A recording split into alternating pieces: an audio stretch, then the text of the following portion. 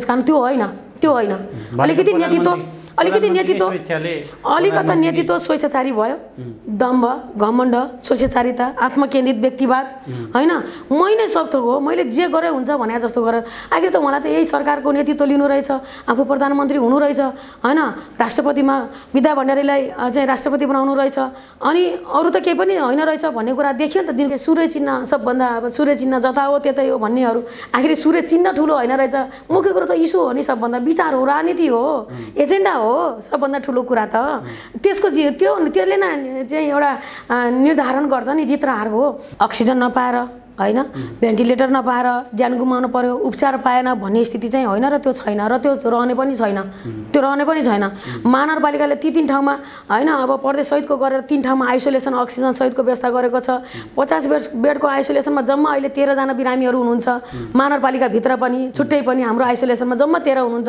हो बजेट संघीय बजेट हो संघीय बजेट हुनेबित्तिकै के प्रधानमन्त्रीको गोजीको पैसा हो र त्यो त हाम्रो पनि त होला नि त हामी पनि त त्यो संघीय अन्तर्गतका चाहिँ तह स्थानीय सरकार होला नि त हामी पनि बाइपास गर्ने हिसाबले हामीलाई एकदमै डोमिनेसन गर्ने हिसाबले हैन हाम्रो हुर्मत लिने हिसाबले चाहिँ हामीलाई देखाउनका लागि उहाँ एकदमै जबरजस्ती आउनु भयो भन्ने मेरो बुझाइ छ यत्रो ठुलो एउटा जीवन मरणको लडाई लडेर ल्याएको यो परिवर्तन सामान्य ढंगले छैन नि हाम्रो पनि केही लगानी छ हामीले पनि सबै चीजहरु आफू हैन अब सामान्य केटीकेटीदेखि पढ्दै गर्दाको अवस्थादेखि सबै आफ्ना व्यक्तिगत चाहनाहरु इच्छाहरु त्यागेर होमिएर हाम्रो पनि के हो अब त्यति बेला खै तपाईहरुको मेयर भनेर आफ्नो राजनीतिक भाषणमा चाहिँ पिकनिक गयो भन्नुभयो मैले त्यसको जवाफ पनि त्यही ठाउँबाट उहाँलाई दिएँ पिकनिक आजका मितिसम्म भरतपुरको मेयर गएको छैन काममा फुर्सद छैन हैन अब दायाँ बायाँ गर्ने घुम्ने अब चाहिँ मनोरञ्जन गर्ने अवस्थामा हामी छैनौं मैले एकदम ठाडो चुनौती पनि दिएको थिएँ म अहिले पनि दिन चाहन्छु कसले गरे त नि ल सिटी हल र 6 लेन सडकको यो दुईटा ठूला आयोजनाको लागि कति दुःख गर्नु पर्यो बरु उहाँले त जहिले पनि त्यसको लागि कसरी हुन्छ रोक्नेतिर मात्र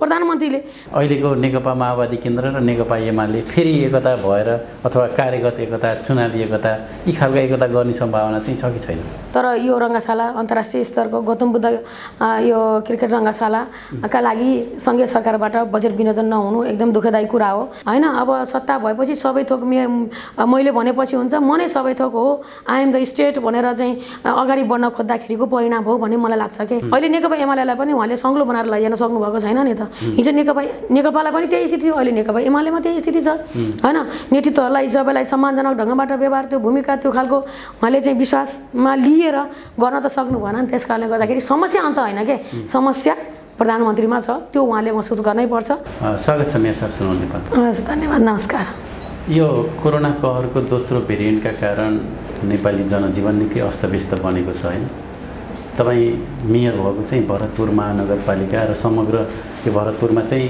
भरतपुर महानगरपालिकाले एउटा चितवनकै प्रतिनिधित्व पनि गर्छ कस्तो छ यहाँको अवस्था चाहिँ यहाँ चाहिँ अहिले कोरोनाको यो दोस्रो लहरमा सायद काठमाडौँ पछाडिको भरतपुर एउटा मेडिकल सिटी हुनुको नाताले पनि र सबै जिल्लाहरूबाट पनि उपचार गर्न आउने यो ठाउँ भएको कारणले गर्दाखेरि पनि बिरामीहरूको अलि बढी घुइँचो यहाँ छ र अब यसै पनि कोभिडका बिरामीहरू पनि विभिन्न जिल्लाहरूबाट आउने बिरामीहरूको संख्या यहाँ बढी मात्रामा हुनु र अब एउटा देशकै केन्द्र भागमा रहेको चितवन जिल्ला यो भरतपुर मेडिकल सिटी र यहाँको जनसङ्ख्या यो सदरमुकाम सबै हुनुको नाताले पनि अलि बढी यो चाहिँ चहल पहल हुने ठाउँ भएको कारणले गर्दाखेरि पनि यहाँ बिरामीको मात्रा एकदम बढ्दो क्रममा छ र अब पहिलो लहरमा पनि हामीले कोभिड व्यवस्थापनमा हामी एकदमै खरो रूपमा उत्रयौं र त्यति बेला पनि आइसोलेसन सेन्टरहरू बनाउने कोरोना अस्थायी अस्पताल बनाउने विभिन्न वडाहरूमा वडै पछि क्वारेन्टाइनहरू स्थापना गर्नेदेखि लिएर सबै चीजमा हामी एकदमै खरो रूपमा उत्रेकै हो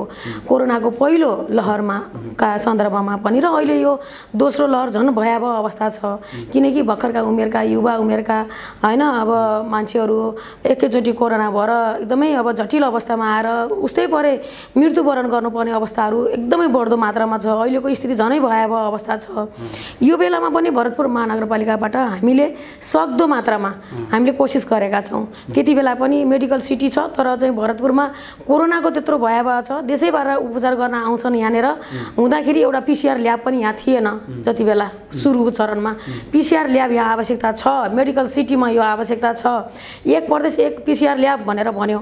त्यो हुँदाखेरि हाम्रो यो चाहिँ बागमती प्रदेशको PCR ल्याब परीक्षण ल्याब चाहिँ PCR परीक्षण ल्याब चाहिँ के अरे मकवानपुरमा जाने भयो। तर भरतपुर मेडिकल सिटी चितवन यो ठाउँमा पनि आवश्यकता छ भनेर हामीले महसुस गऱ्यौँ र यहीँकै साधन स्रोतहरू जुटाएर सबैलाई चाहिँ आह्वान गरेर हामीले हाम्रै बलबुताबाट PCR परीक्षण ल्याब स्थापना हामीले गऱ्यौँ। र अहिले पनि के छ त भन्दाखेरि यो दोस्रो लहर यो कहरका बिचमा कोरोना कहरका बिचमा पनि हाम्रो ठाउँबाट एकदम जनताप्रति जवाबदेही भएर आफ्नो उत्तरदायित्व वहन गरेर हामी सक्रियतापूर्वक अगाडि बढेका छौँ। अहिले पनि महानगरपालिकाले 2 ठाउँमा आइसोलेसन सेन्टर अक्सिजन सहितको आइसोलेसन सेन्टर स्थापना गरेका छौँ।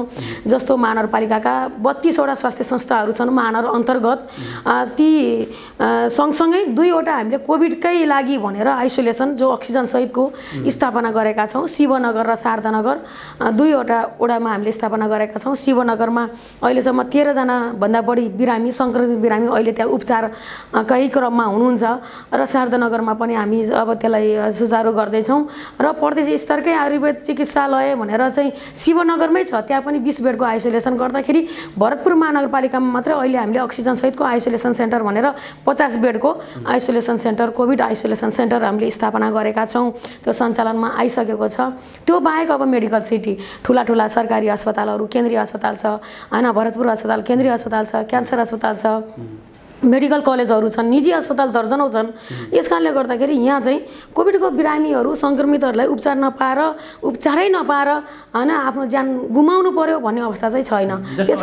त्यसकारण यो चिज पनि छ हैन। यसरी हामीले चाहिँ आइसोलेसन सेन्टरदेखि लिएर अब बिरामीहरूलाई चाहिँ ओसार्नका लागि एम्बुलेन्स सेवा पनि हामीले निःशुल्क एम्बुलेन्स सेवाहरू जो टाइममा अब यातायातको साधन नहुँदाखेरि अब समयमै उपचार गर्न सक्ने जाने अवस्था भएन। कोभिडका बिरामीहरू अरू सार्वजनिक सवारी साधनमा पनि अब जान सक्ने अवस्था छैन, त्यस्ताका लागि भनेर महानगरपालिकाले नै चाहिँ 3 वटा एम्बुलेन्सहरू हामीले अहिले चाहिँ सञ्चालनमा ल्याएका छौँ। एकदम त्यसले सहज भएको छ बिरामीहरूलाई अस्पताल पुर्याउनका लागि टाइममै पुर्याउनका लागि एम्बुलेन्स सेवा हामीले निःशुल्क गरेका छौँ। अब सङ्क्रमितहरू जो मृत्युवरण भएको छ अब मृत्यु भएका ती शवहरूलाई पनि घाटसम्म लैजानका लागि पनि महानगरपालिकाले शव वाहनको निःशुल्क शव वाहनको व्यवस्थापन गरेको छ। भलै यो चाहिँ कोभिडको सन्दर्भमा यो दाह संस्कार गर्नका लागि सब व्यवस्थापन गर्नका लागि सङ्घीय सरकारको र गृह मन्त्रालय अथवा भनौँ सुरक्षा स्थानीय प्रशासनको हो हैन। तर पनि त्यो चाहिँ त्यसको उचित व्यवस्थापन नहुँदाखेरि जो एक त सङ्क्रमित भएर ज्यान गुमाउनु परेको छ, परिवारलाई पीडा छ, त्यही माथि फेरि चर्को शुल्कहरू लिए भन्ने कुराहरू पनि आउँदाखेरि हामी स्थानीय सरकार ठुलो हेरेर बस्न सकेनौँ। जसले गर्दाखेरि भरतपुर महानगरपालिकाले यो जिम्मेवारी लिनुपर्छ।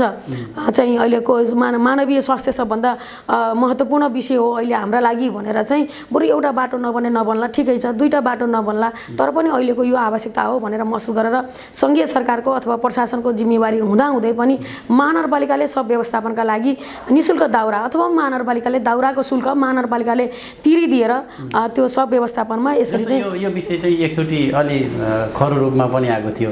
भरतपुरमा चाहिँ सब व्यवस्थापनमा एउटा परिवारले एउटा सब व्यवस्थापनको लागि 25,000 सम्म शुल्क तिर्न परेको भनेर देवघाटमा त्यो विषय चाहिँ के हो? किन सब व्यवस्थापनमा चाहिँ 25,000 सम्म खर्च लाग्ने व्यवस्था भयो? होइन, मैले तपाईँलाई अघि पनि भने नि यो सङ्घीय सरकारले स्थानीय प्रशासनलाई तोकेको छ, सुरक्षा निकायलाई तोकेको छ। सब व्यवस्थापनको जिम्मेवारी विगत 1 वर्षदेखि नै त्यसरी हुँदै आएको छ। महानगरपालिकाले हामीले सब व्यवस्थापनको पाटोमा महानगरपालिकाले एउटा स्काभेटर चाहिँ हामीले विगतदेखि नै महानगरपालिकाको स्काभेटर स्ट्यान्ड बाई हामीले सबलाई खाल्टो पहिला सुरुको चरणमा त सबलाई जलाउन हुँदैन पुर्नुपर्छ भन्ने थियो र पूर्णका लागि स्काभेटर चाहिँ महानगरपालिकाले दिएको थियो। अहिले पनि त्यो निरन्तर छ, स्काभेटर पनि छ, महानगरपालिकाले त्यहाँ व्यवस्था गरेको छ स्काभेटरको पनि त्यति बेला गरेको थियो। र अब यो सब व्यवस्थापनको जिम्मेवारी एक त महानगरपालिकाको नहुँदै पनि त्यति बेलादेखि नै हामीले त्यो गरेका थियौँ भने अब अहिले यसरी लिएको भन्ने कुरा महानगरपालिकालाई जानकारीको विषय रहेन र जिम्मेवारीको विषय पनि रहेन। तर यो विषय मिडियामा आइसके पछाडि के हो त भनेर हामीले पनि त्यसलाई अलिकति चासो दियो र सम्बन्धित पक्ष भन्नाले हुनाले यहाँको प्रशासन प्रमुख मतलब सिडिओ साहब सुरक्षा निकायका प्रमुखहरू सबैलाई पनि यो विषयहरू बाहिर आइसके पछाडि महानगरपालिकाले पहल कदमी लिएर चाहिँ एउटा बैठक राखियो। बैठक राखेर चाहिँ नै त्यो बैठकमा के हो त विषयवस्तुहरू भनेर मैले महानगरपालिकाको प्रमुख हैसियतबाट सिडिओ साहबलाई ध्यानकर्षण गरेँ। यो विषय यसरी किन हुन गयो, किन आवश्यक समन्वय हुन सकेन, समन्वय हुनु पर्थ्यो नि। यो विषयको समन्वय भइदिएको भए चितवन जिल्लाका सबै पालिका प्रमुखहरू अथवा यहाँका सरकारवाला पक्षहरूलाई राखेर तपाईँले बैठक कसरी व्यवस्थापन गर्ने भन्ने कुरा गरिदिएको भएदेखि त यी विषयहरू आउँथेनन्, हामीले व्यवस्थापन गर्न सक्थ्यौँ। विगतमा हामी यसरी गर्दै आएको होइन। अब अलिकति प्रशासनको उदासीनता भनौँ अथवा समन्वयमा अलिक कमी रहेकै हो। म यो कुरा तपाईँको सार्वजनिक यो मिडिया मार्फत पनि भन्न चाहन्छु, स्थानीय प्रशासनको चाहिँ यो कुरामा अलिकति चाहिँ उदासीनता अथवा भनौँ समन्वयमा अभाव भएको कारणले गर्दाखेरि त्यो समस्याहरू भयो। यो चिजहरू बाहिर आइसके पछाडि महानगरपालिकाले यसको पनि पहल कदमी लिएर चाहिँ सम्बन्धित पक्षहरूलाई बोलाएर बैठक गरेर के गर्न सकिन्छ त, के हो हामीले गर्नुपर्ने, के हो महानगरपालिका भरतपुर महानगरपालिकाले के गरिदिनु पर्ने हो यसका लागि भन्दाखेरि अब हामीसँग बजेट छैन, हामीसँग अब त्यो स्रोत छैन, हामीले गर्न सक्दैनौँ, सङ्घबाट पनि बजेटहरू आएको छैन भन्ने कुराहरू सिडिओ साहबबाट भइसके पछाडि त्यसो भए ठिक छ हामी महानगरपालिकाबाटै सबै व्यवस्थापन गर्छौँ भनेर हामीले स्काभेटरको व्यवस्था, सब वाहनको व्यवस्था, दाउराको चाहिँ शुल्क महानगरपालिकाले तिर्नेदेखि लिएर सबै चिज महानगरपालिकाले जिम्मेवार लिएर अगाडि बढेको स्थिति हो। जस्तो अब यो दोस्रो भेरिएन्टका कारण चाहिँ धेरै ठाउँमा अक्सिजन, आइसियु, भेन्टिलेटर जस्ता अत्यावश्यक साधनहरूको अभाव छ। त्यो चाहिँ भरतपुरमा के छ त? होइन, भरतपुरमा त्यस्तो समस्याहरू छैन। अक्सिजन नपाएर भेन्टिलेटरको चाहिँ उचित व्यवस्था नभएर यहाँका लागि मात्रै त समस्या त हुँदै हुन्थेन हामीलाई, किनकि पर्याप्त छ चितवन जिल्लामा हाम्रो लागि त पर्याप्त छ। तर यहाँ त के छ भने देशैभरिबाट आउने हामीलाई पनि अब दिनमै दर्जनौँ फोनहरू आउने, त्यहाँ चाहिँ एउटा आइसियु व्यवस्था गरिदिनु पऱ्यो। यहाँबाट हेलिकप्टरबाट, दाङबाट, विभिन्न अब जिल्लाहरूबाट होइन, अब नेपालगञ्जदेखि पनि, दाङदेखि, देशका विभिन्न अब बुटोल भैरवादेखि लिएर सबैतिरबाट, उस्तै परे काठमाडौँदेखि पनि हामीहरूलाई चाहिँ त्यहाँ चाहिँ अक्सिजन सहितको बेडको व्यवस्था गरिदिनु पऱ्यो, यहाँबाट हामी पठाउँदैछौँ भनेर फोनहरू दिनको दर्जन फोनहरू आउने स्थिति थियो। यसरी हेर्दाखेरि अब देशैभरिबाट आउने हुँदाखेरि अलिकति हामीलाई लोड त धेरै भएको हो। भरतपुरमा विभिन्न अस्पतालहरूलाई पनि अलिक बढी प्रेसर चाहिँ भएकै हो। तर पनि यहाँको लागि चाहिँ समस्या होइन, र पनि त्यसका बावजुद पनि अक्सिजन नपाएर होइन, भेन्टिलेटर नपाएर ज्यान गुमाउनु पर्यो, उपचार पाएन भन्ने स्थिति चाहिँ होइन र त्यो छैन, र त्यो रहने पनि छैन। अब अस्पताल यतिका छन्, मैले अघि नै भने यतिका अस्पतालहरू छ होइन, सरकारी अस्पताल छन्, निजी अस्पतालहरू छन्, वडै पछि हाम्रा स्वास्थ्य संस्थाहरू छन्। महानगरपालिकाले ती 3 ठाउँमा होइन अब प्रदेश सहितको गरेर 3 ठाउँमा आइसोलेसन अक्सिजन सहितको व्यवस्था गरेको छ। 50 बेडको आइसोलेसनमा जम्मा अहिले 13 जना बिरामीहरू हुनुहुन्छ। महानगरपालिकाभित्र पनि छुट्टै पनि हाम्रो आइसोलेसनमा जम्मा 13 हुनुहुन्छ। 50वटा बेड हामीले तयार गरेका छौँ भनिसके पछाडि त्यो समस्या चाहिँ छैन आजका मितिसम्म। अब भोलि यसले फेरि अर्को खालको एउटा भयावह अवस्था, यसको रूप फेरि अब परिवर्तन गरेर झन् भयावह स्थिति आएर त्यति बेला के हुन्छ भन्न सकिँदैन। तर अहिलेकै कन्डिसनमा चाहिँ त्यति धेरै चाहिँ उपचार नपाएर ज्यान गुमाउनु पर्यो भन्ने स्थिति चाहिँ भरतपुरमा छैन। अब जस्तो तपाईँहरूले राम्रो व्यवस्थापन गरिरहनु भएको छ, अरू चाहिँ खास के समस्याहरू, त्यस्तो केही अन्य समस्याहरू केही फेस गर्नु परिरहेको छ? त्यही हो, अब समस्या त समस्या छ नि त। अब किनकि यो खालको प्राकृतिक यो आपत्ति, यो विपत्ति आउला भनेर हामीले सोचेका थिएनौँ, त्यो खालको हाम्रो तयारी पनि थिएन। अब यो आकस्मिक ढङ्गले आएको छ। अब जहिले पनि एउटा प्राकृतिक आपत्ति विपत्ति भन्ने कुरा आकस्मिकै हुने हो। त्यस कारणले गर्दाखेरि योलाई सामना गर्नका लागि हामीसँग साधन स्रोतदेखि लिएर बजेटका कुराहरूदेखि लिएर समस्याहरू छन् नै। अब यो सबै लकडाउन छ, सारा चिजहरू ठप्प छ होइन। अब रोजगारीका कुराहरू, अब मजदुरीका कुराहरू, आफ्नो जीविकोपार्जनका कुराहरू, अब सामान्य मजदुरहरू, किसानहरू, ज्यालादारी होइन, त्यो खालका अब कर्मचारीहरूलाई पनि समस्याहरू छन्। यी सबै समस्याका बावजुद पनि हामी यसलाई चाहिँ अब सकेसम्म आफ्नो तर्फबाट राम्रोभन्दा राम्रो गरेर अगाडि बढ्न हामी प्रयत्न गरेका छौँ र अब यसरी नै अगाडि बढेका छौँ। समस्यासँग हामी सामना गरेरै जुधेरै हामी अगाडि बढेका छौँ। अहिलेसम्म त्यस्तो खालको गुनासो आउने ढङ्गले कामहरू भएका छैनन्। भोलि पनि यसरी नै सकेसम्म आफ्नो ठाउँबाट सकेको कोसिस गरेर गऱ्यौँ भनेदेखि समस्या नआउला भन्ने हामीलाई विश्वास छ। जस्तै यो त अब कोरोनाको कुरा भयो, अब विकासमा चाहिँ अब तपाईँको कार्यकालको लगभग अन्त्य पनि हुन लागिसक्यो। कार्यकाल अब 1 वर्ष जति लगभग बाँकी छ होइन। यो 4 वर्षको बिचमा भरतपुरमा के कति कामहरू भए, के तपाईँले गर्न चाहेर कामहरू पुरा हुन सकेनन्? खासमा अहिले यो 4 वर्षको बिचमा चाहिँ तपाईँले के गर्नुभयो त भरतपुर? एकदम 4 वर्षको बिचमा खास गरेर हामी भरतपुर महानगरपालिकालाई एउटा स्मार्ट सिटीको अवधारणा अनुसार अगाडि बढाउन खोजेका छौँ र त्यो अनुसार हामीले विकासका पूर्वाधारका योजनाहरू पनि अगाडि बढाउँदैछौँ र बढेका पनि छन्। अब सुरुको यो भनौँ न कोभिड पछिको एक त स्वास्थ्य सङ्कटको अवस्था छ, अर्को राजनीतिक सङ्कट पनि छ, सँगसँगै भयो। यो पछिल्लो 1.5 वर्ष यो दुईटै समस्यासँग हामी चाहिँ सामना गर्दै अगाडि बढेका छौँ, जसले गर्दाखेरि काममा स्मुथली अगाडि बढ्नका लागि केही बाधा अडचनहरू पक्कै छन्। हामीले चाहेर नचाहेर पनि त्यो स्थितिको हामीले सामना गर्नु परेकै छ। त्यसका बावजुद पनि भरतपुर महानगरपालिकामा विकास र पूर्वाधारको समग्र अवस्थाको मूल्याङ्कन गर्दाखेरि एकदमै सन्तोष गर्न लायक ढङ्गबाट हामी कामहरू अगाडि बढाइराखेका छौँ। वास्तवमा भरतपुर महानगरपालिकामा प्रमुखको हैसियतबाट मैले भन्दाखेरि लगभग 2.5 कार्यकाल 2.5 वर्षको समय चाहिँ हामी राम्ररी काम गर्न सक्यौँ। पछि त कोभिड, यो राजनीतिक खिचातानी, यी सबै चिजहरूले गर्दाखेरि जसरी अझ गर्न सकिन्थ्यो भन्ने आफूलाई विश्वास थियो नि, त्यो अनुसार चाहिँ यी सबै अब अवस्थाका कारणले गर्दाखेरि केही अप्ठ्याराहरू समस्याहरू आए। त्यसका बावजुद पनि तर काममा कहीँ कतै रुखावट चाहिँ छैन, हामी अगाडि बढेकै छौँ।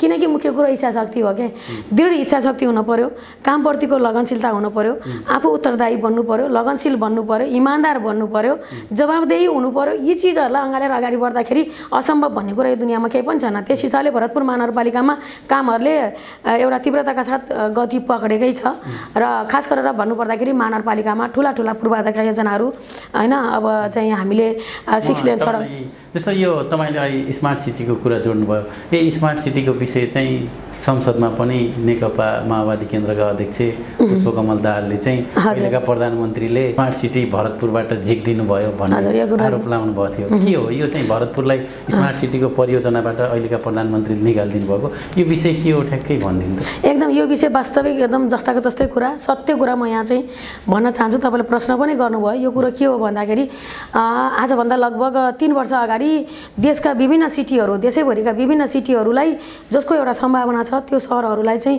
एउटा स्मार्ट सिटीको अवधारणा अनुसार अगाडि बढाउने सोचका साथ शहरी विकास मन्त्रालयबाट आजभन्दा 3 वर्ष अगाडि छनौटमा परेर महानगरपालिका मध्ये भरतपुर मात्रै छ, अरू नगरपालिकाहरू छन् हैन, 12वटा सिटी, जसमध्ये महानगरपालिका भरतपुर मात्रै छ स्मार्ट सिटीको अवधारणा 3 वर्षदेखि।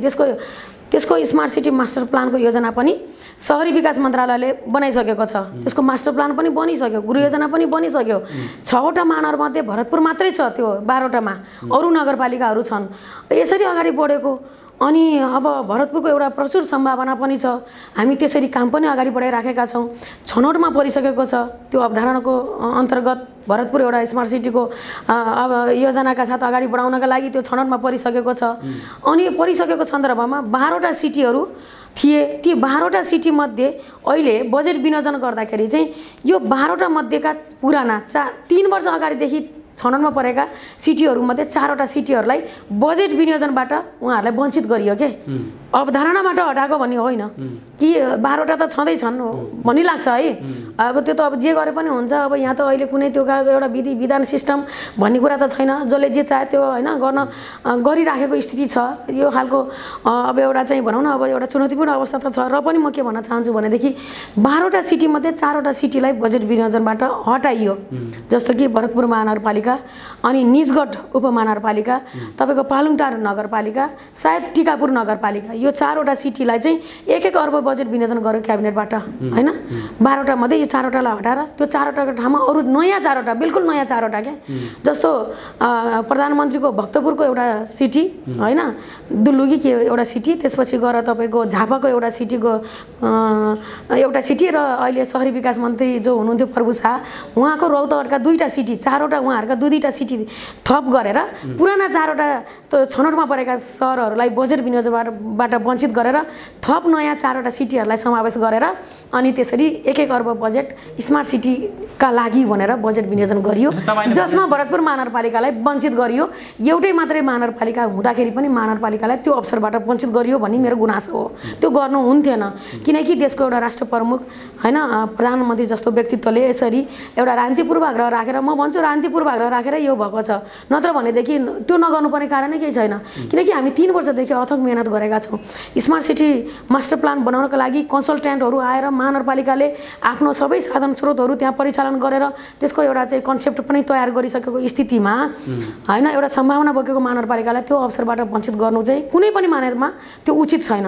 मेरो एकदमै गम्भीरतापूर्वक ध्यानाकर्षण छ र यो ध्यानाकर्षण भइसके पछाडि शहरी विकास मन्त्रालय अन्तर्गत एउटा चाहिँ सामान्य वक्तव्य जस्तो पनि जारी गरियो। त्यो छनौटबाट हामीले हटाएका छैनौँ भन्ने कुरा छनौटबाट हटाएको छैन, तर बजेट विनियोजनबाट चाहिँ हामीलाई त्यो अवसरबाट चाहिँ वञ्चित गरियो, बजेट हामीलाई विनियोजन गरिएन। त्यस कारणले गर्दाखेरि यो एकदम राजनीतिक पूर्वाग्रह भयो, यसमा चाहिँ मेरो एकदम गम्भीर असहमति छ।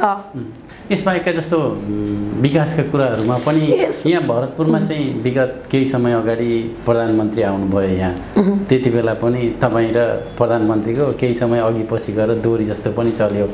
विकासमा कसले उद्घाटन गर्ने कसले शिलान्यास गर्ने भन्ने प्रतिस्पर्धा पनि देखियो। त्यो चाहिँ के हो? खास केन्द्रीय आयोजनाहरू हुन् कि स्थानीय निकायका आयोजना हुन् कि के हो? त्यो चाहिँ किन चाहिँ एउटा केन्द्र सरकार र स्थानीय सरकार बिच किन त्यस्तो खालको असमन्वयको स्थिति देखा पर्छ? एकदम त्यो केन्द्रीय र स्थानीय भन्ने भन्दा पनि आखिरी भरतपुर महानगरपालिकामा एउटा ठुला महत्त्वपूर्ण गौरवका आयोजनाहरू, महानगर गौरवका आयोजना भनेर हामीले नीति कार्यक्रममा वर्षै पछि होइन एउटा सिटी हल, एउटा ठुलो सिट क्षमताको सिटी हल भरतपुरलाई आवश्यकता छ। एउटा अब कार्यक्रम हामीलाई अलिकति ठुलो चाहिँ ग्यादरिङ गरेर कार्यक्रम गर्न पर्यो भने, सभा सम्मेलन गर्न पर्यो भने, यति मात्रै होइन कि महानगरपालिकाको नगरसभा गर्नु पर्यो भने पनि हामीले अब अन्त कहाँ पार्टी प्यालेस छ, कहाँ छ चाहिँ त्यस्ता खालका हलहरू भनेर खोज्दै हिँड्नुपर्ने स्थिति छ।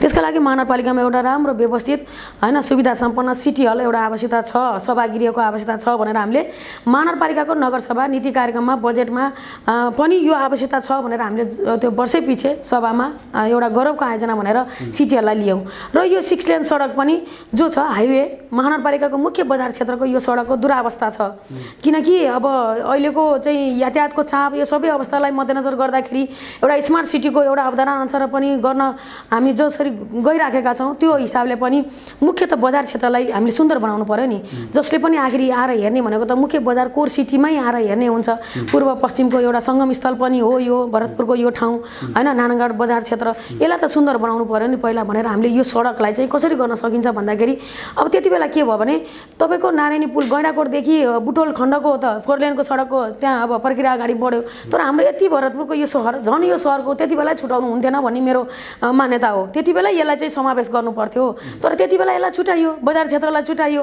तपाईँको चाहिँ गैँडाकोटदेखि होइन नारायणीको पुलदेखि उता चाहिँ बुटोल खण्डतिर गयो, यतातिरको यो फाँट छुट्यो। त्यसपछि हामीले त्यति नै बेलादेखि हामीले पहल गरेर खास गरेर यो क्षेत्रको मान्य सदस्य पूर्व प्रधानमन्त्री होइन अब माओवादी केन्द्रको अध्यक्ष त्यति बेला नेकपा अध्यक्ष हुनुहुन्थ्यो, उहाँलाई हामीले गऱ्यौँ र मन्त्रीजीहरूसँग पनि हामीले पहुँच पुऱ्यायौँ र यो आवश्यकता छ भनेर हामीले बोध गरायौँ। त्यति नै बेला अब चाहिँ यातायात तथा भौतिक मन्त्री रघुवीर महासेठलाई यहाँ हामीले आमन्त्रण गऱ्यौँ भरतपुर महानगरपालिकाको सभा हालमा प्रमुख अतिथिको रूपमा पूर्व प्रधानमन्त्री होइन पार्टी अध्यक्ष कमरेड प्रचण्डलाई पनि हामीले आमन्त्रण गऱ्यौँ। यहाँका सरकारहरूलाई सबैलाई आमन्त्रण गरेर यो यहाँ आवश्यकता छ भन्ने कुराको चाहिँ बोध गराएर मन्त्रीज्यूले रघुवीर महासेठले यहाँनिर उहाँले चाहिँ घोषणा गर्नुभयो कि यो सडकको लागि बजेटको विनियोजन अबको बजेटमा हामी गर्छौँ भनेर उहाँले घोषणा गर्नुभयो। त्यसपछि लगभग निरन्तर त्यो अब हामी महानगरपालिकाले त्यसको चाहिँ फलोअप गऱ्यौँ। त्यो कामका लागि निरन्तर हामी के अरे मन्त्रालयमा यति धेरै हामी खट्नु पर्यो, यति धेरै बजेट व्यवस्थाको लागि, त्यो योजना छनौटको लागि होइन, त्यो बहुवर्षीय स्वीकृतिका लागि, बजेट स्वीकृतिका लागि यति धेरै हामी चाहिँ त्यहाँ चाहिँ धाउनु पर्यो, दुःख गर्नु पर्यो। सिटी हलका लागि यो 6 लेन सडकका लागि धेरै नै मेहनत गर्नु पर्यो। र म के भन्न चाहन्छु भने यसको चाहिँ सूत्रधार को त नि सिटी हल र 6 लेन सडकको सूत्रधार को यो पहल लिएको र यो आवश्यकता छ भन्ने कुराको होइन त्यो चाहिँ थालनी गरेको त्यसको चाहिँ पहल कदमी लिएको त्यसको सूत्रधार को त नि भरतपुर महानगरपालिका हो नि त। त्यस कारणले गर्दाखेरि हामी चाहिँ 3 वर्षभन्दा बढी समय लगाएर निरन्तर चाहिँ अब त्यसको लागि लागि परेर बजेट चाहिँ सुनिश्चित गराउने अनि ठेक्का प्रक्रियादेखि लिएर सारा चिज आखिर कसले हो त नि यो योजना यहाँ आवश्यकता छ भनेर होइन प्रधानमन्त्री तपाईँ बिच यो चाहिँ यो जस लिने राजनीति हो, जस लिने राजनीति होइन पनि विकास त भयो। आखिर भरतपुरका जनताहरूले त सुविधा पाए, तर तपाईँ र प्रधानमन्त्री बिच यो जुन खालको पटाक्षेप देखियो नि त्यो चाहिँ खास किन त? होइन यो कुनै अब यो चाहिँ जस दिने भन्दा पनि त जनताले सबैले बुझ्नु भएकै छ। भरतपुरवासी जनताले सामान्य नागरिकले पनि बुझ्नु भएको छ कि यो सिटी हल, यो 6 लेन सडक हैन, यसको योजनाकार, यसको लागि पहलकदमी कसले गरेर भन्ने कुरा दिनको घाम चाहिँ छर्लङ्ग छ। मैले यहाँ तपाईँको मिडियामा भन्न जरुरी पनि छैन। उहाँले आएर एक दिन आएर शिलान्यास गरेर प्रधानमन्त्रीले योजना यहाँ आवश्यक ठानेर पठाइदिनु भयो भनेर कसैले पत्याउनेवाला पनि छैन। हो, बजेट सङ्घीय बजेट हो। सङ्घीय बजेट हुने बित्तिकै के प्रधानमन्त्रीको गोजीको पैसा हो र? त्यो त हाम्रो पनि त होला नि त। हामी पनि त त्यो सङ्घीय अन्तर्गतका चाहिँ तह स्थानीय सरकार होला नि त हामी पनि, होइन? त्यस कारणले गर्दाखेरि अब त्यो शिलान्यास गर्ने सन्दर्भमा पनि हामीले चाहिँ त्यति बेला उहाँहरूको के थियो भने अब त्यति बेला राजनीतिक अलिकति खिचातानीको कुराहरू पनि अगाडि बढेको थियो। यो योजना त 3 वर्षभन्दा अगाडिदेखिको योजना हो। जति बेला शिलान्यासको बेला थियो त्यति बेला अलिकति पार्टीभित्र अन्तरसङ्घर्ष, एउटा राजनीतिक एउटा समस्याहरू आइसकेको थियो, होइन? स्थानीय सरकार हो, तपाईँहरू केन्द्र सरकारसँग समन्वय गर्दै अगाडि बढिरहनु भएको छ, होइन? अब त्यही कार्यक्रममा पनि तपाईँले त्यो कार्यक्रम प्रधानमन्त्रीको बहिष्कार गर्नुभयो। प्रधानमन्त्रीले स्टेजबाटै तपाईँलाई खोइ भरतपुरको मेयर के भन्दै भन्नुभयो। किन चाहिँ तपाईँ र प्रधानमन्त्री अथवा स्थानीय सरकार र केन्द्र सरकार बिचको त्यो खालको एउटा विवाद किन चाहिँ सिर्जना भयो? किन तपाईँले त्यो कार्यक्रम बहिष्कार गर्नुभयो? यो त कहीँ न कहीँ तपाईँ र उहाँ बिचको यो राजनीतिक अन्तरसङ्घर्ष अथवा यो बिचमा जुन हिसाबले नेकपा फुट्यो त्यसको प्रभाव त होइन? होइन, त्यस्तो मैले बहिष्कार गरेको पनि होइन। म यहाँलाई एकदम प्रश्न भन्न चाहन्छु कि उहाँ त्यो अब हामीलाई त्यो शिलान्यासको कार्यक्रमको लागि औपचारिक अब हामीलाई जानकारी आएन।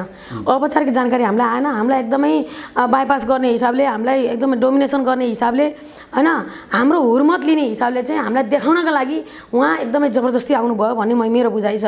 किनकि हामीलाई त्यो कुराको समन्वय पनि भएन, हामीलाई जानकारी पनि भएन। उहाँहरूले त राजनीतिक कार्यक्रम गर्नुभयो नि त। राजनीतिक कार्यक्रम उहाँहरूको सभामा म जान्छु त, अनि सभाको अर्को घर ल भरतपुरको मेयर त गएन, भरतपुरको मेयर त गएन, कार्यक्रममा त जानु भएन, तर शिलान्यासहरू होइन रणनीतिक त्यो कार्यक्रममा पनि हामीलाई निमन्त्रणा गरिएन। हामीलाई औपचारिक निमन्त्रणा जानकारी भएन, होइन, जानकारी भएन। कर्मचारी, यहाँको कर्मचारीले यस्तो कार्यक्रम छ भनेर चाहिँ उहाँले फोन मार्फतबाट हामीलाई जानकारी गराउनु भयो। तर यो शिलान्यासको कार्यक्रम त स्थानीय सरकार, योभन्दा अगाडि हामीले शहरी विकासका 2 अर्बको आयोजना जो महानगरपालिकाले विभिन्न अब लिङ्क रोडहरू, रिङ रोडहरूका योजनाहरू अगाडि बढाएका छौँ। बिरामी कुरुवा घर, हामीले चाहिँ इलेक्ट्रिक शब्दा गृह लगायतका योजनाहरू हामीले 2 अर्बको त एकसाथ हामीले शिलान्यास गरेको हो नि, आजभन्दा 2 वर्ष अगाडि। त्यति बेला पनि जसरी हामीले गरेका थियौँ महानगरपालिकाले ओनरसिप लिएर। अहिले सिटी हल त महानगरपालिकाको सम्पत्ति हो नि, त्यो सिटी हल। भोलि त त्यो सञ्चालन त महानगरपालिकाले गर्ने हो नि, सञ्चालन पनि महानगरपालिकाले गर्ने हो, त्यो सम्पत्तिको हकदार पनि महानगरपालिका हो। महानगरपालिकाले नि त्यो जग्गाको व्यवस्थापन गरेर यी सबै योजनाहरू अगाडि सारेर अगाडि बढेको कुरा हो।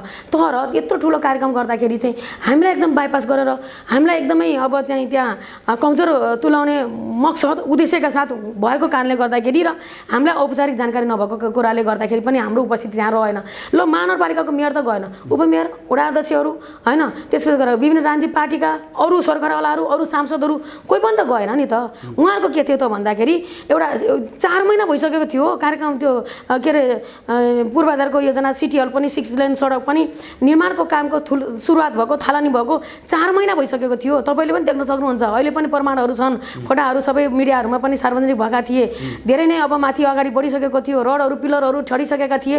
आएर बिचमा अनावश्यक त्यो गर्नुपर्ने खिचतानी गर्नलाई, त्यो अनावश्यक द्वन्द्व निम्ताउनका लागि त्यो जबरजस्ती योजनाबद्ध गरिएको कुरा थियो के। त्यस कारणले गर्दाखेरि हामीलाई औपचारिक जानकारी पनि भएन, जो हामी नै त्यसको सूत्रधार थियौँ। हामीलाई नै त्यसरी बाइपास गरेर गर्ने हुँदाखेरि हामीलाई पनि त्यो चित्त बुझेन। चित्त नबुझेपछि हामी अनुपस्थित भएकै हो। र उहाँले खोइ तपाईँहरूको मेयर भनेर आफ्नो राजनीतिक भाषणमा चाहिँ पिकनिक गयो भन्नुभयो। मैले त्यसको जवाफ पनि त्यही ठाउँबाट उहाँलाई दिएँ। पिकनिक आजका मितिसम्म भरतपुरको मेयर गएको छैन, काममा फुर्सद छैन, होइन। अब दायाँ बायाँ गर्ने, घुम्ने, अब चाहिँ मनोरञ्जन गर्ने अवस्थामा हामी छैनौँ भनेर मैले जवाफ पनि दिएको थिएँ। त्यस कारणले गर्दाखेरि उहाँले योजनाबद्ध ढङ्गबाट यसरी गर्नुभएको हो। मैले त्यति बेला पनि भनेको थिएँ, मैले एकदम ठाडो चुनौती पनि दिएको थिएँ। म अहिले पनि दिन चाहन्छु, कसले गर्यो त नि? ल, सिटी हल र 6 लेन सडकको यो 2टा ठुला आयोजनाको लागि कति दुःख गर्नु पर्यो। बरु उहाँहरूले त जहिले पनि त्यसको लागि कसरी हुन्छ रोक्नेतिर मात्रै। प्रधानमन्त्रीले जब अर्थमन्त्रीको चाहिँ समय सकियो, पुरानो कतिवटा अर्थमन्त्री हुनुहुन्थ्यो, उहाँ अब चाहिँ अर्थमन्त्रीबाट हटिसके पछाडि अर्थ मन्त्रालयको जिम्मेवारी पनि प्रधानमन्त्रीले सम्हाल्दाको चरणमा त्यो 3-4 महिनाको अवधिमा बरु त्यो फाइललाई अगाडि बढाइएन। यति दुःख दियो, यति धेरै मेहनत गर्नु पर्यो, यति धेरै कि अब त्यहाँ चाहिँ अब मैले धेरै कुरा यहाँ भन्न पनि जरुरी छैन। त्यसकारणले गर्दाखेरि यसरी हामी चाहिँ दुःख गर्ने हैन। अनि त्यसपछि गएर हामीलाई चाहिँ व्यवस्था गरेर गरेको कुरालाई चाहिँ हामीलाई चित्त नबुझेको कारणले गर्दाखेरि त्यो चिजहरू हुन गएको हो। तर भरतपुरवासी जनसमुदायहरू सबैले बुझ्नु भएको छ कि यी सबै विकासका योजनाहरू के कसरी आएका छन् र कसरी हो भन्ने कुरा एकदमै छर्लङ्ग छ। त्यसकारण म अब यो विषयमा धेरै चाहिँ भन्न पनि मैले जरुरी ठान्दिनँ। जस्तो अब आजको दिनमा तपाईँको यो 4 वर्षीय कार्यकालमा भरतपुर महानगरपालिकाले भरतपुरका गौरवका योजनाहरूको रूपमा चाहिँ अगाडि बढाएका अहिलेका महत्त्वकांक्षी योजनाहरू चाहिँ के हुन्? अब त्यही हो, भरतपुर महानगरपालिकाका गौरवको योजना भन्नाले हामीले अन्तर्राष्ट्रिय स्तरको रङ्गशाला, त्यसलाई पनि एउटा गौरवको योजना। हुन त अब सङ्घीय सरकारले यसको लागि बजेट हैन विनियोजन गरेको छैन। यतिका पूर्वाधार भएर अगाडि बढिसक्यो रङ्गशालाको हैन। राष्ट्रिय स्तरका गेमहरू पनि त्यहाँ सुरुवात भइसके।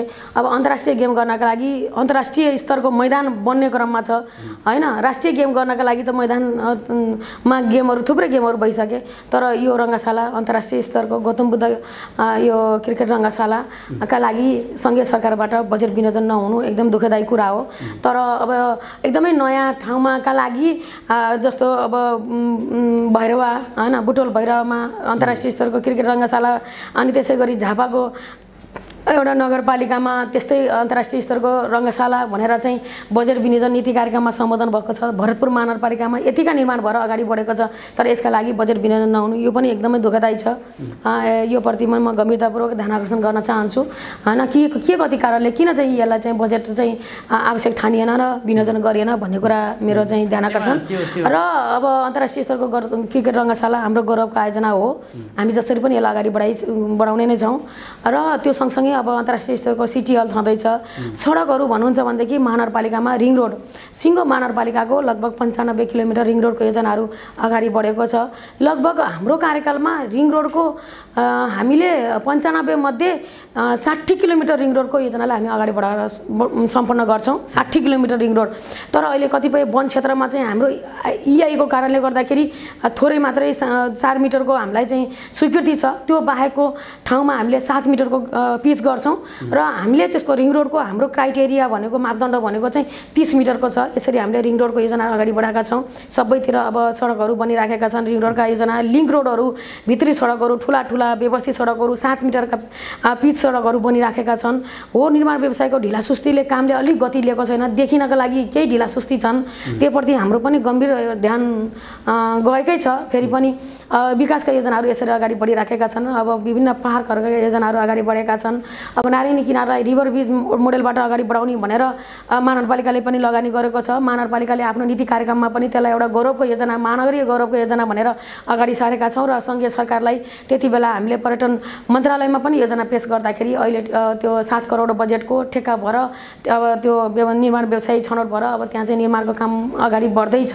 नारायणी किनारलाई पनि एउटा सौन्दर्यकरण सहितको भनेर त्यसलाई अगाडि बढाइराखेका छौँ। र अब विभिन्न अब सडकदेखि लिएर अब शिक्षाको क्षेत्रमा पनि त्यसरी नै छ। महानगरपालिकाले एउटा त्रिभुवन विश्वविद्यालयको इन्जिनियरिङ आङ्गिक क्याम्पस स्थापना गरेर 2 वर्ष सञ्चालनमा आइसकेको छ। र हामीले बहुप्राविधिक शिक्षालय भनेर शिक्षा क्षेत्रमा पनि र विद्यालय महानगरपालिकाभित्र सामुदायिक विद्यालयहरू 123 वटा छन् हैन। माध्यमिक र आधारभूत गरेर 123 वटा सामुदायिक विद्यालयहरू, सबै लगभग धेरै जसो विद्यालय भवनहरू र पूर्वाधार, त्यसको भौतिक पूर्वाधारहरू एकदमै उल्लेखनीय प्रगति हासिल भएको छ। सबै विद्यालय भवन बनाउने कुराहरू, त्यहाँको वातावरणदेखि लिएर शैक्षिक गुणस्तरदेखि लिएर हिजोभन्दा आजभन्दा भोलि एकदमै प्रगति शिक्षाको क्षेत्रमा आकर्षण सामुदायिक विद्यालयमा एकदमै अब त्यो विद्यार्थी भर्नाको सङ्ख्या वर्षैपछि बढ्दो क्रममा छ। आकर्षण बढेर गएको छ। सामुदायिक विद्यालयप्रतिको विश्वसनीयता बढेर गएको छ। पर्यटनमा पनि त्यस्तै छ। अब पर्यटनको निकै ठुलो सम्भावना छ। 2वटा विशाल नदीहरूको बिचमा राष्ट्रिय निकुञ्ज पनि भएको, यसै पनि सौन्दर्य छ। त्यही माथि पनि भरतपुरलाई हामीले एउटा सौन्दर्यकरण सहितको भनेर अगाडि बढाएका छौँ। विभिन्न नगर स्तरीय पार्क ठाउँमा, वडा स्तरीय पार्कहरूका योजनाहरू पनि अगाडि बढाइराखेका छौँ। भ्यू टावरहरूका योजनाहरू पनि अगाडि बढाइराखेका छौँ। र अब यो हिसाबले र अर्को अब स्वास्थ्यको हिसाबले पनि एउटा मेडिकल सिटी यसै पनि पहिल्यै परिचित थियो। र अहिले पनि महानगरपालिका हामी आइसके पछाडि भरतपुर एउटा चाहिँ जिल्ला स्तरको अस्पताललाई अहिले केन्द्रीय स्तरको अस्पताल भएर त्यसको स्तर उन्नति भएको छ। र अरू अब महानगरपालिकाले आफ्ना महानगर अन्तर्गतका स्वास्थ्य संस्थाहरूलाई पनि व्यवस्थित गर्दै हामी अगाडि बढेका छौँ। र अब स्वास्थ्यको हिसाबले पनि एकदम व्यवस्थित ढङ्गबाट हामी अगाडि बढ्दैछौँ र पूर्वाधारको हिसाबले त धेरै नै अब छ। सबै हेर्दाखेरि महानगरपालिकाको एउटा चाहिँ सेवा प्रवाह गर्ने कार्यालयहरू लाई पनि हामीले अहिलेको अवस्था अनुसारको प्रविधि मैत्री र सुविधायुक्त खालका कार्यालयहरू, हाम्रा वडा कार्यालय भवनहरू बिल्कुल नयाँ वडा कार्यालय भवनहरू लगभग 15-16 जति वडा कार्यालय बिल्कुल नयाँ वडा कार्यालय भवनहरू निर्माण भएर सेवा त्यहाँ सुचारू भएका छन्। कतिपय उद्घाटनको तयारीमा छन्। पुराना वडा कार्यालय भवनहरूलाई पनि हामीले त्यसको चाहिँ स्तर उन्नति गरेर मर्मत समार गरेर व्यवस्थित गरेका छौँ। हामीले यसलाई अब प्रविधि मैत्री बनाउने, पेपरलेस गर्ने भन्ने पनि महानगरपालिकाको नीति रहेको कारणले गर्दाखेरि हाम्रा कार्यालयहरूलाई पनि त्यो ढङ्गको एउटा प्रविधि मैत्री चाहिँ कार्यालय र कार्य सम्पादनलाई अगाडि बढाउन खोजिएको छ। यी सबै हेर्दाखेरि महानगरपालिकामा हामीले एकदमै अब सन्तोष गर्न लायक ढङ्गबाट विकासका योजनाहरू अगाडि बढिराखेका छन्। कहीँ पनि यतापट्टि हामीले आँटेको, हामीले खोजेको, गर्न खोजेको काम भएन, अधुरो भयो, अपुरो भयो, अलपत्र पर्यो भन्ने अवस्था छैन। अबको दिनमा त अलिकति अब चुनौती छ। अबको समय सायद होला यही स्थितिमा अहिलेको यो कन्डिसनमा चाहिँ। तर विगतमा जे जति हामीले अगाडि सार्यौँ सबै योजनाहरू अगाडि बढेका छन्। अहिलेको यो राजनीतिक खिचातानीले चाहिँ ती योजनाहरूलाई चाहिँ अब अप्ठ्यारो पर्ने, अलपत्र पर्ने, अगाडि नबढ्ने अवस्था चाहिँ हुँदैन र अब नयाँका लागि पनि हामी पनि फेरि आफ्नो ठाउँबाट सक्दो कोसिस गर्छौँ, गरिराखेकै छौँ। त्यसकारण निराश हुनुपर्ने छैन। जस्तो तपाईँले यति वृत्तान्त, यति विकासका, यति भरतपुरमा जुन खालको विकासको कुरा सुनाउनु भयो, जुन हिसाबले संरचनाहरू अगाडि बढेको, केही बढ्दै गरेको, केही पुरा भइसकेको, केही पुरा हुने क्रममा रहेको, अब यति भनिरहँदा फेरि भरतपुर महानगरपालिकालाई फेरि स्मार्ट सिटी नै को लागि बजेटमा हटाइदियो भन्न त किन आवश्यक पर्यो? यत्तिकै स्मार्ट सिटी भइसक्यो। होइन नि, अब कस्तो कुरा गर्नु छ? भएको कुरा त भएको भन्नु पऱ्यो, नभएको कुरालाई नभएको भन्नु पऱ्यो। मैले त्यही त भने त होइन। यी योजनाहरू त हिजो एउटै पार्टी थियो, नेकपा थियो, नेकपाको होइन पार्टी र त्यसको सरकार थियो। नेकपा पार्टीको होइन सरकार हुँदाखेरि हिसाबले भरतपुर त स्मार्ट सिटी त भइसकेको रहेछ भन्ने कुरा मात्रै होइन। सरकारको नेतृत्व नेकपाले सरकारको नेतृत्व गरेको थियो होइन। हामी त्यो पार्टीका हामी कार्यकर्ता र मेयरको हिसाबले भन्दाखेरि पनि सरकार पक्षीय पार्टीको प्रतिनिधित्व म गर्दाखेरि आफ्नो पार्टीको चाहिँ नेतृत्वमा सरकार हुँदाखेरि त हामीले प्रयत्न गऱ्यौँ, आयो त। अब अहिले त परिस्थिति अर्को ठाउँमा गयो, अहिले भएन त मैले अहिले भएन भनिराखेको छु नि त। अहिले नभएको कुरा त भएन त, यहाँनिर भएन त। स्मार्ट सिटी त हामीले पारेका थियौँ नि त।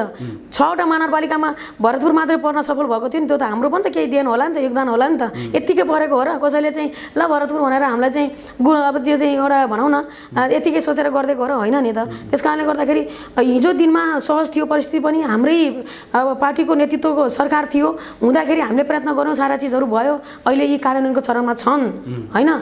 त्यो कार्यान्वयनको चरणमा छन्। स्मार्ट सिटी पनि त्यति बेलाकै थियो। मैले भने 3 वर्ष अगाडिको कुरा हो के होइन।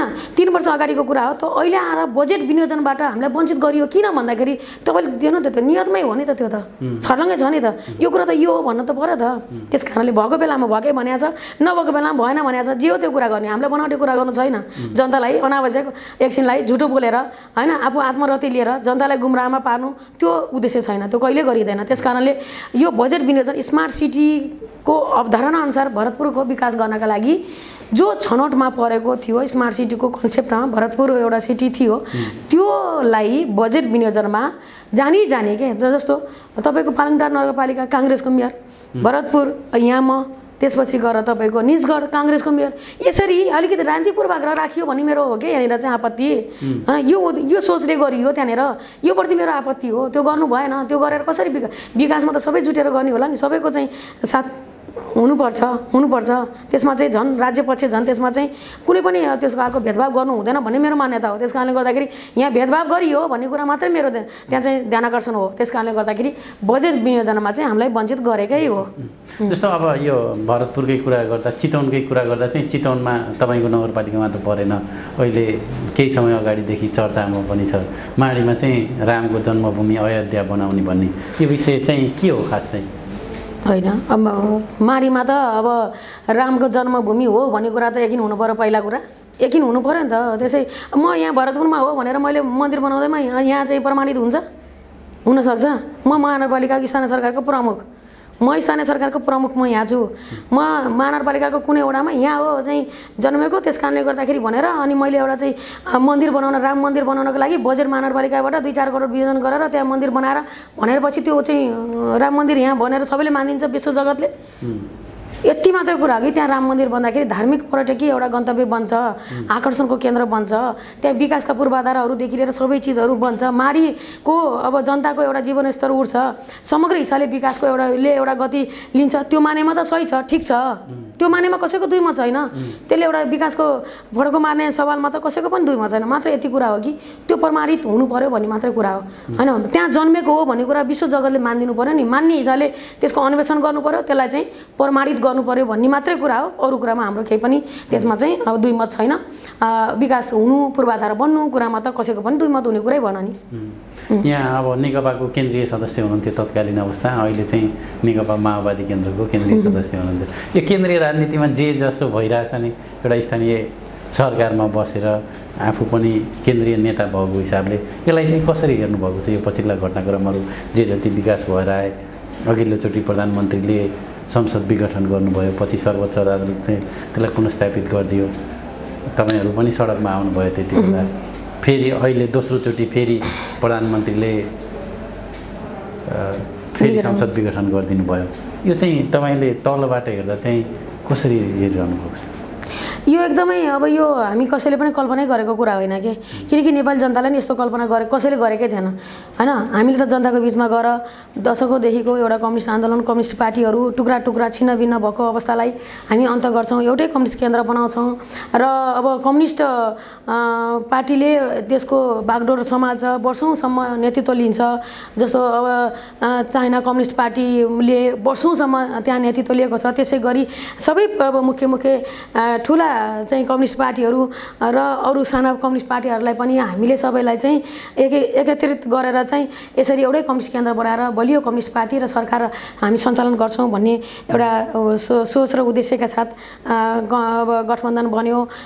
जनताले विश्वास पनि गरे, मत पनि दिए, झन्डै 2/3 नजिकको सरकार बन्यो, पार्टी एकता पनि भयो हैन। जनता धेरै नै अब एउटा चाहिँ खुसीमा थिए। त्यसमा पनि अब वामपन्थी पक्षधर जनसमुदायहरू हैन, कम्युनिस्ट आन्दोलनका पक्षधरहरू धेरै नै एउटा चाहिँ अब खुसियाली थियो, सबैमा छाएको थियो। तर अब यहाँ के भयो भन्दाखेरि यो नहुने कुराहरू भइराखेको छ के हैन। देशको एउटा चाहिँ प्रमुख हैन, सरकारको अथवा पार्टीको नेतृत्व, सरकारको प्रमुख अलिकति अब त्यो स्वेच्छाचारी हुँदाखेरि हैन, अब सत्ता भएपछि सबै थोक मैले भनेपछि हुन्छ, म नै सबै थोक हो, आई एम द स्टेट भनेर चाहिँ अगाडि बढ्न खोज्दाखेरिको परिणाम हो भन्ने मलाई लाग्छ के। नत्र भनेदेखि यहाँ के थियो त, झन्डै 2/3 सरकार हैन, सबै अब चाहिँ पार्टीले पनि के अरे उहाँलाई अब प्रधानमन्त्रीबाट हट्नुपर्छ हैन भनेर भनेको स्थिति पनि होइन। मात्रै यति भनेको थियो कि सुरुवाती चरणमा पार्टीभित्र पार्टीका सबै नेताहरूलाई सम्मानजनक ढङ्गबाट हैन त्यो खालको भूमिका, त्यो खालको व्यवहार र पार्टीलाई एउटा विधिसम्मत संस्थागत सरकारको नेतृत्व उहाँले गरे तापनि त्यो पार्टीसँग पनि अब त्यसलाई चाहिँ अन्तर्सम्बन्धित गराएर लैजानुपर्ने सवालमा चाहिँ नमिलेको र नपुगेको कुरामा ध्यानाकर्षण भएकै हो। हुँदाखेरि अब पार्टीका बैठकहरू नबस्ने, अब पार्टीको गतिविधिलाई पनि संस्थागत र विधिसम्मत ढङ्गबाट अगाडि नबढ्ने, बैठकहरू बस्नै नसक्ने, अनि बैठक बसेर पनि सामूहिक चाहिँ निर्णयहरू त्यहाँ हुन नसक्ने, यस्तो यस्तो परिपाटीहरू हुँदाखेरि त्यहाँनिर अलिकति नेतृत्व तहमा छलफलहरू भएकै हो। तर उहाँले एकपछि अर्को अब हैन नेकपा चाहिँ विघटन हुने स्थिति भयो, संसद विघटन अब गर्ने स्थिति भयो हैन। अब फेरि अब दुईटा पार्टी उही पुरानो पूर्ववत अवस्थामा फर्काउने स्थिति बन्यो। त्यसपछि गएर अब पूर्व नेकपा एमाले र माओवादी केन्द्र अलग अलग बन्ने, अब त्यो चाहिँ अब घोषणा भयो, फैसला भयो र अहिले पूर्ववत अवस्थामा अब सबै अहिलेको परिस्थितिको बाहिर बुझ्दा चाहिँ दुई अध्यक्षको इगोका कारण चाहिँ नेकपा फुट्यो भन्ने कुरा छ। दुईटा अध्यक्षले पदको लागि नै दुईटा अध्यक्षको पदको कसरी हुन्छ के? प्रधानमन्त्री मलाई चाहियो भनेर अध्यक्ष कमरेड प्रचण्डले भन्नुभएको थियो, भएको हो। आधी कार्यकाल प्रधानमन्त्री हैन 2.5 वर्ष भन्ने कुरालाई पनि लक्षित छ भनेर उहाँले पार्टीको बैठकबाट निर्णय गरेर पुरै कार्यकाल तपाईँ नै भनेर छोडेको होइन र? अनि पार्टी अध्यक्ष हट भनेको थिएन नि? यति हो कि सरकारको काम, पार्टीको कामलाई व्यवस्थित र विधिसम्मत गरौँ, यति कुरा हो, बसको कुरा। त्यो बाहेक अरू केही पनि होइन। अनि पुरै कार्यकाल 5 वर्षे कार्यकाल तपाईँ नै प्रधानमन्त्री चलाउने हैन भनेर उहाँले आफूले पाएको हैन भएको सहमतिलाई पनि छोडेर अब गर्नेले अब पदको लागि भनेर कसरी त्यो स्वाभाविक हुन्छ त्यसलाई कसरी मान्न सकिन्छ त नि बेकारको जे भनेर पनि हुन्छ आरोपको लागि आरोप लगाइदिएर त भएन नि त त्यो तथ्यसङ्गत हुनु पर्यो प्रमाणित हुनु पर्यो त्यसो भए प्रधानमन्त्री हुँदाखाँदाको त छोडेर ल उहाँलाई नै 5 वर्ष दिएको व्यक्तिलाई अब आफू पदको लागि यसो गरे कुर्सीको खिचातानी यो भनेर चाहिँ अब आफ्नो चाहिँ कमजोरीलाई ढाकछोप गर्ने मात्रै मकसद हो त्यो बाहेक अरू केही पनि होइन त्यसकारण त्यो होइन अलिकति नेतृत्व स्वेच्छाचारी भयो दम्भ घमण्ड स्वेच्छाचारिता आत्मकेन्द्रित व्यक्तिवाद हैन मै नै सब थोक हो मैले जे गरे हुन्छ भने जस्तो गरेर आखिर त मलाई त यही सरकारको नेतृत्व लिनु रहेछ आफू प्रधानमन्त्री हुनु रहेछ हैन राष्ट्रपतिमा विद्या भण्डारीलाई चाहिँ राष्ट्रपति बनाउनु रहेछ अनि अरू त केही पनि होइन रहेछ भन्ने कुरा देखियो नि त दिनको घाम झैँ छर्लङ्ग भयो देखेको छ त अहिले पछिल्लो अहिलेको राजनीतिक घटनाक्रम अहिले यहाँसम्म आइपुग्दाखेरि पनि हेर्दाखेरि त्यही त भइराखेको छ अहिले नेकपा एमालेलाई पनि उहाँले सङ्ग्लो बनाएर लैजान सक्नु भएको छैन नि त हिजो नेकपालाई पनि त्यही स्थिति अहिले नेकपा एमालेमा त्यही स्थिति छ हैन नेतृत्वहरूलाई सबैलाई सम्मानजनक ढङ्गबाट व्यवहार त्यो भूमिका त्यो खालको उहाँले चाहिँ विश्वासमा लिएर गर्न त सक्नु भएन नि त्यस कारणले गर्दाखेरि समस्या अन्त होइन के समस्या प्रधानमन्त्रीमा छ त्यो उहाँले महसुस गर्नै पर्छ बसहरू हुँदै गर्दाखेरि पनि सामाजिक सञ्जालमा एउटा लेखेको थिएँ स्वेच्छाचारी दम्भ घमण्ड अहङ्कार यो आत्मकेन्द्रित व्यक्तिवादले कसैको भलो हुँदैन भनेर मैले एउटा चाहिँ स्ट्याटस पनि लेखेको थिएँ मलाई अहिले पनि म त्यो स्मरण गर्न चाहन्छु कि त्यो कुरामा अहिले पनि के छ भनेदेखि अब नेतृत्व जहिले पनि अलिकता समन्वयकारी हुनुपर्छ सन्तुलित हुनुपर्छ हैन सबैलाई विश्वासमा लिएर अगाडि बढ्न सक्नुपर्छ अहिलेको नेतृत्व अहिलेको सरकारको नेतृत्व त्यो मानेमा चाहिँ अलिक कमजोर देखियो भन्ने मेरो बुझाइ हो जस्तो तपाईँले भने जस्तो त्यति बेला तत्कालीन अवस्था चाहिँ नेकपा एक हुँदा अथवा नेपालका कम्युनिस्ट पार्टीहरू एक भएर मुख्यतया माओवादी केन्द्र र नेकपा एमाले एक हुँदा चाहिँ जनताहरू उत्साहित थिए भन्नुभयो त्यो उत्साह चाहिँ जनतामा अहिले कुन अवस्थामा छ र फेरि अब अहिलेको नेकपा माओवादी केन्द्र र नेकपा एमाले फेरि एकता भएर अथवा कार्यगत एकता चुनावी एकता यी खालको एकता गर्ने सम्भावना चाहिँ छ कि छैन नेकपा एमाले भन्नाले प्रधानमन्त्री सहितको अहिले जुन अब नेपालका कम्युनिस्टहरू कुनै न अब यस्तो छ नि त अहिले त अब यो एजेन्डा मिल्ने इस्युसँग अब इस्युको आधारमा हुन्छ नि त एजेन्डा मुद्दाको आधारमा हुने हो हैन अब अहिले त के छ भन्दाखेरि अब यो व्यवस्था नै अब धरापमा पर्ने हो कि भन्ने खालका खतराहरू पनि छन् नि त यत्रो ठुलो सङ्घर्ष गरेर ल्याएको यो परिवर्तन हैन गणतन्त्र संघीयता यो धर्मनिरपेक्षता यो समानुपातिक समावेशी यो सिद्धान्त यो सबै यो अधिकारहरू हामीले पाएका उपलब्धिहरू गुम्ने हुन् कि भन्ने खतरा संविधान नै कोल्याप्स हुने हो कि भन्ने खतरा हैन गणतन्त्र धराशायी हुने हो कि भन्ने खतरा पुरानो व्यवस्था फर्किने हो कि भन्ने खतरा यस्ता खालका सङ्केतहरू देखिराखेका छन् नि त्यसले गर्दाखेरि इस्युको आधारमा हुन्छ एजेन्डा हामी यत्रो सङ्घर्ष गरेर ल्याएको व्यवस्थाको पक्षमा हैन त्यो व्यवस्थाको पक्षमा गणतन्त्रको पक्षमा हैन संहिताको पक्षधरहरू हैन अग्रगमनका पक्षधरहरू त्यो त स्योर अब त्यो त परिस्थितिले त त्यो एउटा मतलब दुई धार त चाहिँ देखिन्छ दुई धार हुँदाखेरि हामी पक्कै पनि अग्रगमनका पक्षधरहरू यत्रो ठुलो एउटा जीवन मरणको लडाइँ लडेर ल्याएको यो परिवर्तन सामान्य ढङ्गले छैन नि हाम्रो पनि केही लगानी छ हामीले पनि सबै चिजहरू अब हैन अब सामान्य केटीकेटीदेखि पढ्दै गर्दाको अवस्थादेखि सबै आफ्ना व्यक्तिगत चाहनाहरू इच्छाहरू त्यागेर होमिएर हाम्रो पनि के हो अब त्यति बेला यो अब युद्धमा सङ्घर्षमा अब भनौँ न आफ्नो भूमिकाहरू लगानीहरू भए बाँचियो तर पनि त्यति बेला मर्न पनि त सकिन्थ्यो नि त त्यसरी चाहिँ हामी अब सङ्घर्षमा होमेर यो परिवर्तन यहाँ हामी ल्याएका छौँ भनेपछि हामी अग्रगमनका पक्षधरहरू भोलि त्यो स्थिति भोलि तपाईँले भन्नुभयो चुनावको अवस्थामा के हुन्छ भन्ने कुराहरू भन्दाखेरि म के भन्छु हिजो पनि अब त्यो खालको अवस्था अनुसार हैन गठबन्धनहरू भएकै थिए एजेन्डा मिल्नेसँग र अहिले भोलिको दिनमा अहिले पनि देखाएका छन् त राष्ट्रिय सभाको निर्वाचनले नै देखाइसक्यो नि त बागमती प्रदेशको लुम्बिनी प्रदेशको राष्ट्रिय सभाको चुनावले पनि देखियो नि त गठबन्धन अग्रगमनका पक्षधरहरू हैन इस्युका आधारमा हैन अब त्यो खालको तालमेल गरेर अब भन्ने यहाँ साथीहरू भन्नुहुन्थ्यो कि सूर्य चिन्ह सबभन्दा अब सूर्य चिन्ह जता हो त्यतै हो भन्नेहरू आखिर सूर्य चिन्ह ठुलो होइन रहेछ मुख्य कुरो त इस्यु हो नि सबभन्दा विचार हो राजनीति हो एजेन्डा हो सबभन्दा ठुलो कुरा त त्यसको त्यसले नै चाहिँ एउटा निर्धारण गर्छ नि जित र हारको हो तर यहाँ साथीहरू भन्ने गर्नुहुन्थ्यो कि सूर्य चिन्ह भएपछि त सबै चाहिँ अब यतिकै चाहिँ बर्सिन्छ जस्तो सोच्नुहुन्थ्यो कि तर अहिले देखियो नि तथ्यले त देखायो नि त प्रमाणले त त्यो देखायो नि त त्यही कारणले गर्दाखेरि अब अहिले पनि देखेको छ राष्ट्रिय सभाको चुनावमा पनि एक खालको गठबन्धन भयो पत्रकार महासङ्घको निर्वाचन पनि एक खालको गठबन्धन भयो भोलिको निर्वाचनमा पनि एजेन्डा मिल्ने होइन। अब मुद्दा मिल्नेहरूसँग त्यो गठबन्धन नहोला भन्न सकिँदैन। अब पहिलाका कुरा होला न, अहिले पछिल्लो कुराहरूमा प्रतिगमन, किनकि अब यो संविधान निर्माण गर्ने सवालमा, गणतन्त्र स्थापना गर्ने सवालमा होइन, अब जनयुद्धको कुरा त छोडौँ, त्यसपछिको यो चाहिँ 62-63 को आन्दोलनदेखि लिएर गणतन्त्र प्राप्तिको आन्दोलनमा त होइन काङ्ग्रेस कम्युनिस्ट सबै मिलेर चाहिँ लडेर ल्याएको हो नि त। त्यस कारणले गर्दाखेरि गणतन्त्रको पक्षधरहरू ती त अग्रगामी शक्तिहरू हुन् सबै। त्यस कारणले गर्दाखेरि गणतन्त्रको विपक्षमा भएका प्रतिगामी, गणतन्त्रको पक्षमा भएका अग्रगामी, यही हो अहिलेको हाम्रो चाहिँ बुझाइ। भनेको तपाईँले भनेको यो जुन अहिले राष्ट्रिय सभाको निर्वाचनमा गण्डकी र लुम्बिनीमा जुन अवस्था देखियो, महासङ्घमा पनि जुन अवस्था देखियो, पत्रकार महासङ्घ, यही अवस्था चाहिँ अबको यो सङ्घीय चुनावमा चाहिँ त्यही हुने हो। एकदम अब म अहिले ठोकुवा त गर्न सक्दिनँ। अब राजनीति भन्ने कुरा सम्भावनाको खेल जे पनि हुन सक्दो रहेछ होइन। त्यो कारणले गर्दाखेरि ठोकुवै गरेर होइन कि, तर पनि म के भन्छु भने एउटा मूलभूत रूपमा एउटा मूल्य मान्यता अनुसार भन्नुपर्दाखेरि चाहिँ अहिले अब सरसर्ती हेर्दाखेरि पनि भोलिको त्यो सम्भावना एकदमै त्यो नजिक छ, किनकि एजेन्डा मिल्नेसँगै हो होइन।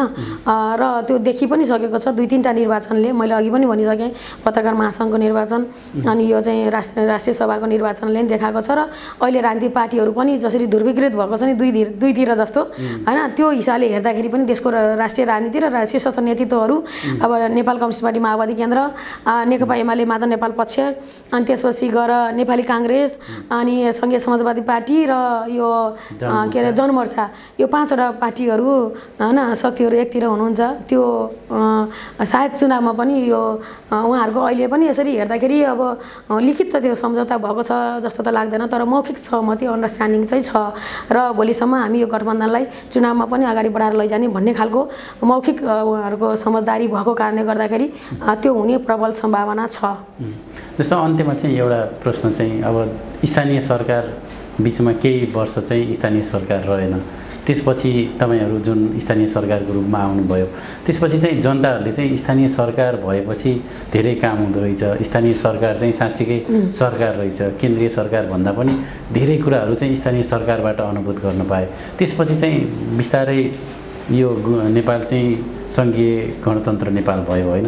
यो सङ्घीय गणतन्त्र नेपालभित्रको यो सङ्घ चाहिँ कहीँ न कहीँ आवश्यकता रहेनछ यसको, यो काम चाहिँ स्थानीय सरकारलाई नै अझ बढी अधिकार दिएर यो सङ्घ चाहिँ खारेज गरे चाहिँ ठिक हुन्थ्यो कि भन्ने अवस्था चाहिँ अहिले जुन हिसाबले जनता पुगेका छन् र यो स्थानीय सरकारलाई चाहिँ अझ शक्तिशाली, अझ क्षमताशील बनाए हुन्थ्यो कि भन्ने अवस्था जनताहरूले चाहिँ कहीँ न कहीँ यो प्रदेश सरकार चाहिँ अलिक बढी खर्चिलो मात्रै भयो कि भन्ने छ नि। अब तपाईँ एउटा स्थानीय सरकारको महानगरको प्रमुखको हिसाबले यो कुरालाई चाहिँ कसरी अनुभूत गर्नुहुन्छ?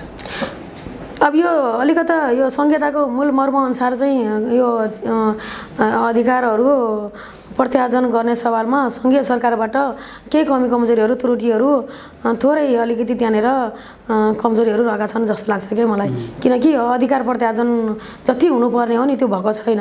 संविधानको मर्मअनुसार, त्यसको भावनाअनुसार चाहिँ जति हुनुपर्ने त्यो भएको छैन। त्यसले गर्दाखेरि काममा केही समस्याहरू कमजोरीहरू रहे। त्यसमा पनि विशेष गरेर प्रदेश सरकारको जो अलिकति त्यो देखिनु पर्थ्यो त्यो खालको पर्फर्मेन्स नदेखिनुमा कमजोरीहरू त्यहाँनिर छन् जस्तो मलाई लाग्छ।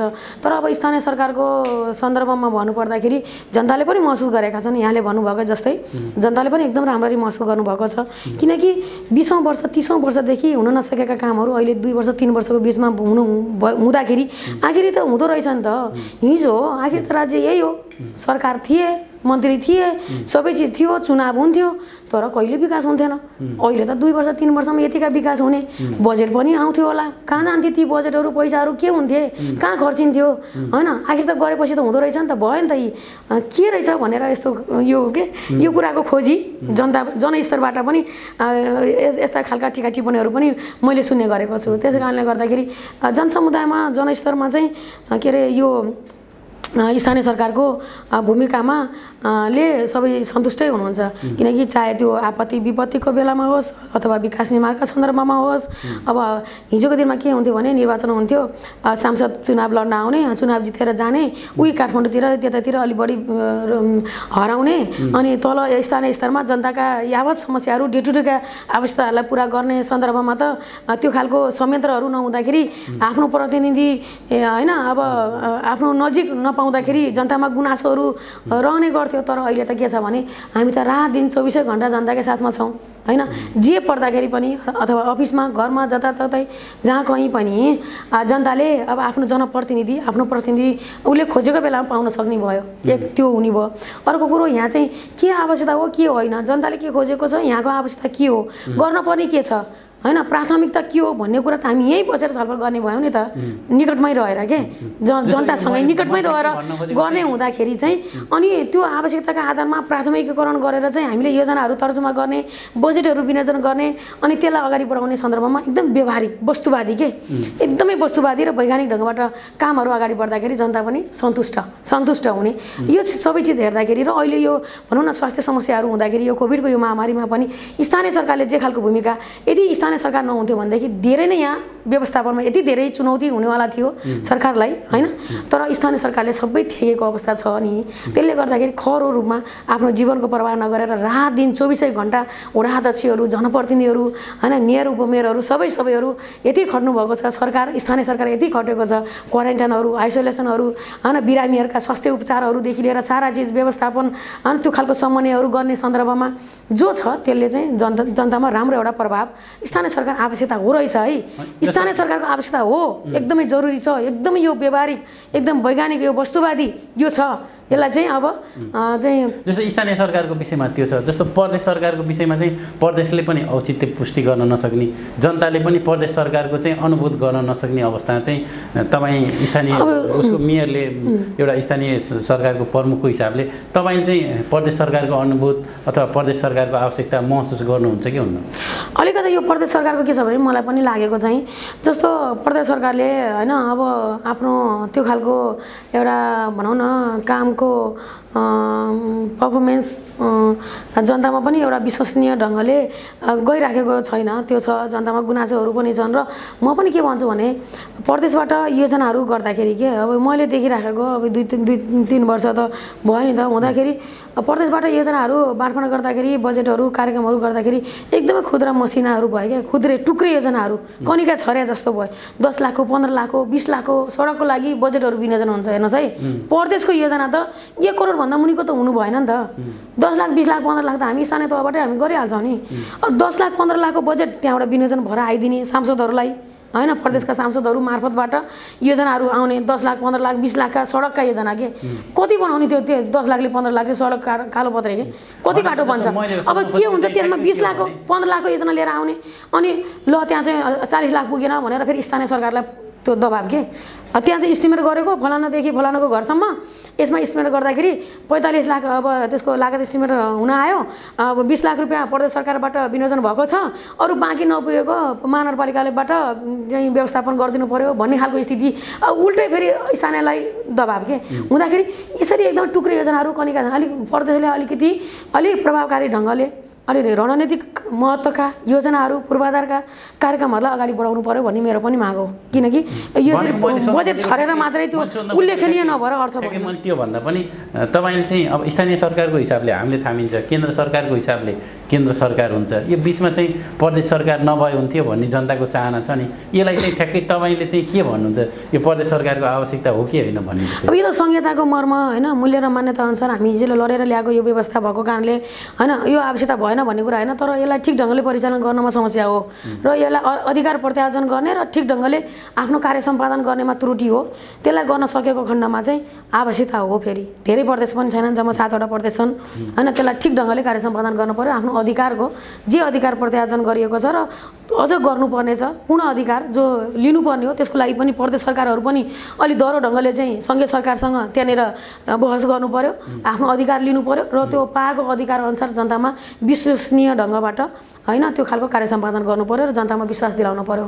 हस्, महत्त्वपूर्ण समय उपलब्ध गराउनु भयो यहाँले धेरै। हस्, धन्यवाद। धेरै कुराहरू अहिलेका जल्दाबल्दा विषयवस्तुहरूलाई आम जनताको बिचमा राख्ने अवसर दिनुभयो।